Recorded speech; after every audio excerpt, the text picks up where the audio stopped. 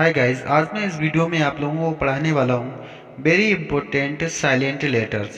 के कहाँ पर साइलेंट रहता है, एस कहाँ पर साइलेंट होता है, बी कहाँ पर साइलेंट होता है, डब्ल्यू कहाँ पर साइलेंट होता है, एच कहाँ पर साइलेंट होता है। वीडियो शुरू करने से पहले आप हमारे YouTube channel unique English academy को सब्सक्राइब कर लें।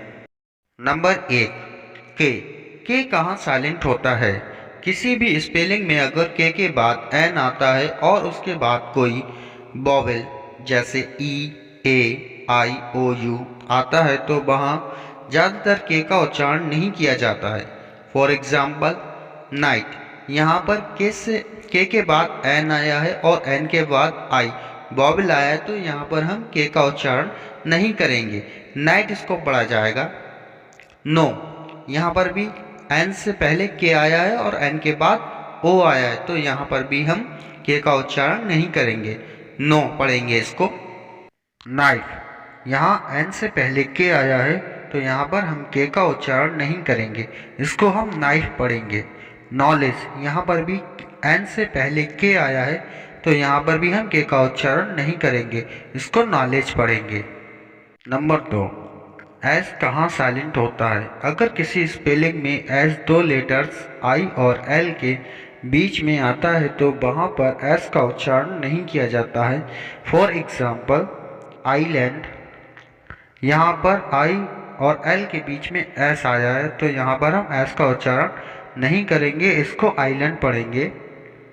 आइलेट, यहाँ पर भी आई और एल के बीच में एस आया है तो इसको हम आइलेट पढ़ेंगे। आइल, यहाँ पर भी आई और एल के बीच में एस आया है तो यहाँ पर भी हम एस का उच्चारण नहीं करेंगे, इसको आइल पढ़ेंगे। नंबर 3, बी कहाँ साइलेंट होता है। अगर किसी वर्ड में बी एम के बाद आता है तो बी साइलेंट रहता है।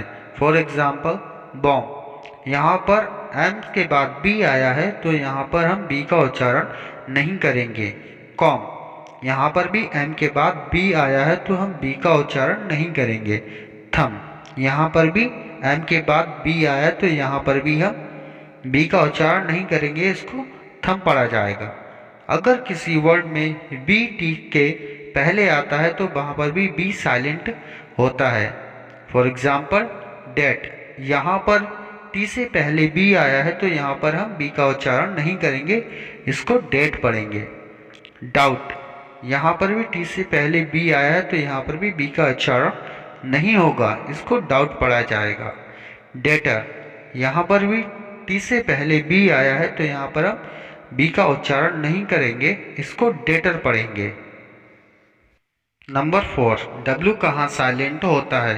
अगर किसी वर्ड के शुरुआत में अगर डब्ल्यू के बाद आर आता है तो डब्ल्यू का उच्चारण नहीं किया जाता है।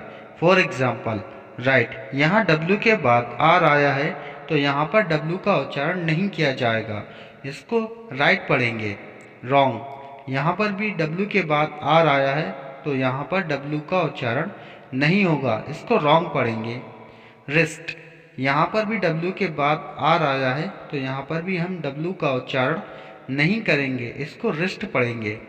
अगर किसी स्पेलिंग की शुरुआत डब्ल्यू एच से होती है तो वहाँ पर भी डब्ल्यू का उच्चारण नहीं होता है। नंबर 5, एच कहाँ साइलेंट होता है। अगर किसी स्पेलिंग में एच किसी vowel A, E, I, O, you के पहले आता है तो वहाँ एच का उच्चारण नहीं किया जाता है। फॉर एग्जाम्पल ऑनेस्ट, यहाँ पर ओ से पहले एच आया है तो यहाँ पर एच का उच्चारण नहीं होगा, इसको हम ऑनेस्ट पढ़ेंगे। आवर, यहाँ पर भी ओ से पहले एच आया है तो यहाँ पर एच का उच्चारण नहीं होगा, इसको आवर पढ़ेंगे।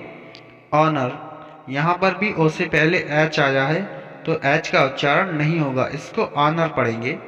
ज़्यादातर स्पेलिंग में डब्ल्यू के तुरंत बाद एच का उच्चारण नहीं होता है। For example why, what, when, where.